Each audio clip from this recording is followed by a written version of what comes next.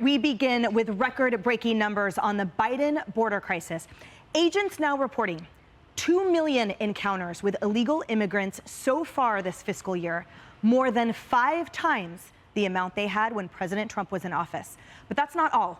We have also just learned agents have arrested 78 suspected terrorists at the border, which is more than triple the previous 5 years combined. Oh, but Democrats aren't talking about that at all. Oh, no. They're preoccupied instead with the 48 migrants that went to the posh and ritzy island of Martha's Vineyard. And now, Sheriff Javier Salazar, a Democrat in Texas, is launching an investigation into those flights. But Governor DeSantis quickly pointed out the hypocrisy in that. Watch. I believe that they were preyed upon. Somebody came from out of state, preyed upon these people, lured them with promises of a better life, which is what they were absolutely looking for, to just be exploited and hoodwinked into making this trip to Florida and then onward to Martha's Vineyard for what I believe to be nothing more than political posturing to make a point. Yet 50 die in Texas in a trailer because they were being neglected. Was there a freak out about that? No, there wasn't. You've had criminal aliens get across that southern border and victimize Americans, killing some, raping some. Was there any type of outrage about that? No. It's only when 50 get put into Martha's Vineyard, which wasn't saying they didn't want this. They said they wanted this. They said they were a sanctuary jurisdiction. But that was all virtue signaling. And not only did they not welcome them, they deported them the next day with the National Guard. Give me a break. Give me a break indeed, Jared. So 2 million across the border, 78 on the terrorist. Where's the outrage? But 48 in Martha's Vineyard. And all of a sudden, Democrats seem to wake up. Yeah, well, first of all, I personally watch what's happening, and it's very hard to see at the southern border. I also, we have to remember these are human beings, they're people, so seeing them being used as political pawns one way or the other is very troubling to me. But I do think that if you go back to the time under President Trump, we had the lowest border crossings in history when he turned over the administration, and the border was secure, was very safe, and people don't talk enough about the fact that these people are lured in to these journeys by the coyotes. They're paying a lot of money. I think 80% of women are sexually assaulted along the way. They come into America, they don't have papers. Many of them are exploited, put into human trafficking and modern slavery in a lot of ways. So it's a very sad situation. I think the policies that President Trump was trying to put forward on figuring out how to create a secure border, a merit-based immigration system, having rule and law and order were very important policies that unfortunately was just totally disregarded and reversed day one. And now we're seeing the unfortunate humanitarian catastrophe that comes because of that. And that's such a great point, you know, these millions of migrants that are being lured by the criminal cartels, and yet Democrats say that DeSantis lured migrants to Martha's Vineyard. That's why it's so laughable, but really difficult to stomach against the backdrop of a humanitarian catastrophe, to your point, which is why this is so heartbreaking. And I wonder your thoughts on the argument that while this administration purports to be compassionate, they are anything but. It's frankly cruel.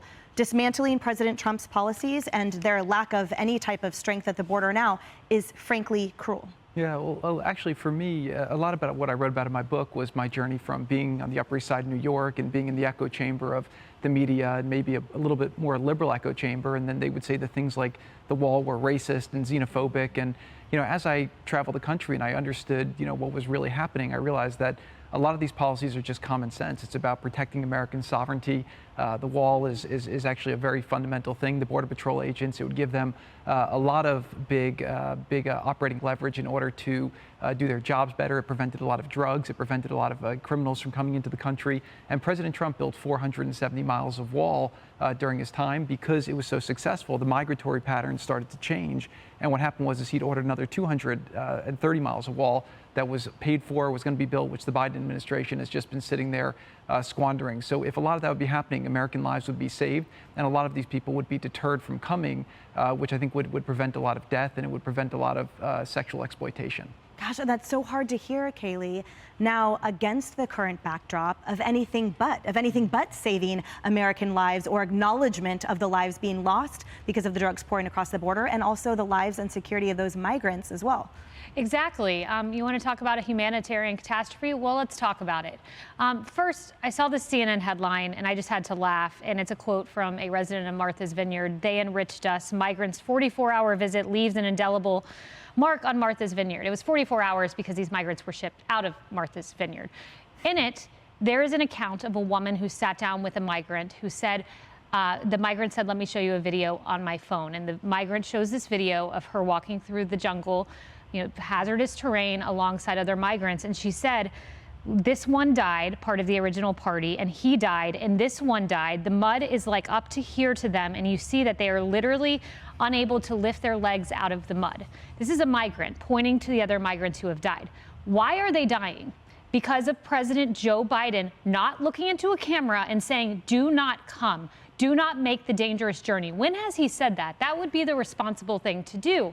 Because while Governor DeSantis is sending migrants to Martha's Vineyard, Joe Biden is sending them through the Darien Gap, a 66-mile stretch of jungle where most people don't make it out alive. This is a humanitarian catastrophe, which is why you no longer have DHS publishing the number of migrant deaths on their website. And this is where GOP, this is what you need to be talking about. There are people dying every day. I watched a 2-year-old get swept out of her mother's arms and die in a river trying to cross the southern border. This is happening. We are the party of compassion.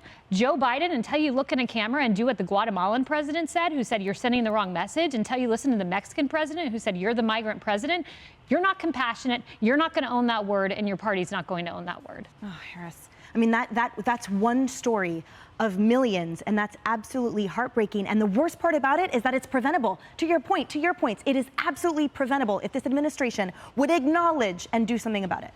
I do want to say this. We are a nation of compassion. It's not just a party thing. We are a nation. We have clothed, fed, and fought for more people on this planet than any other country. Now, the White House doesn't seem to remember that or know who we are in the present, but that is who we are. That is the reason why I spent hours just recently with Texas DPS, who Governor Abbott, as he ticks off the rest of the country, sending and busing and doing everything else, that's his last resort. Because he has spent $1 billion of his own state's taxpayer money trying to keep his citizens intact and keep our sovereignty intact at the border. It's a line. And the demarcation of that line are the items that those who come out of these jungles and everywhere else and only have just the Rio Grande, if they don't drown in it, every single day we were there. People die in that river every day they die. There's a memorial for Bishop Evans, the member of the National Guard. It's right at the water's edge. Died saving someone trying to get out of that river and come from Mexico not long ago. So you want to talk about humanity? We are a nation of compassion, and this isn't how we want to be represented. Trust me, when you go there, it doesn't feel like you're in America. The Texas flag is as big as this 2-story studio. We don't even have a flag on our side because we don't need one. They come. They do whatever. And Kamala Harris said it. She said the quiet part out loud. She said, do not come. And it was an egg timer's worth of time before the administration said, no, you got to clean that up. Jen Psaki, everybody was, no, that's not what she meant. We don't have a process for people to do this safely and for us to keep our sovereignty intact. And until we do, they will come, and they will die coming. All right, going back to those winners on Martha's Vineyard and that island there. So they boasted that they were a sanctuary city and a place of All are welcome refuge. here, Emily. All are welcome here, those big signs in front of their gates of their lawns. And then they lose their minds after 44 hours on 48 migrants. How is that hypocrisy not all over the place? Why is it only here that we see it? And it's interesting because Charlemagne the God, Harris and I both know him. We both interviewed him, and he came out and said that was actually a really brilliant tactic by Ron DeSantis, and that yes, it is cruel. It is inhumane to use people as political pawns when their lives are the ones that are being deeply affected. But it just goes to show the utter hypocrisy with which these people are operating. They don't really want sanctuary cities. They don't really want sanctuary states. It is the ultimate NIMBY issue. And you talk about about processes. The ultimate abdication here is they have abandoned all of the processes in Congress that could streamline things, that could signal to the world the kind of people that we want to come and work here, the kind of people that would make America a better place. And having a uniform process that allows good people to come here and work hard and better their lives and better the country. We don't have that. What they're doing, so Elizabeth Warren is squawking that sending 48 people to Martha's Vineyard is inhumane. It's a beautiful place, and it is lovely this time of year. It is far from cruel and inhumane, but allowing people to pour over the border and die, where coyotes are the only ones who are enriched, that is cruel, that is inhumane, and that is what has to change. Actual coyotes. Yes. The ones that eat you. Well, those as well. Yeah, no, that's what they're facing.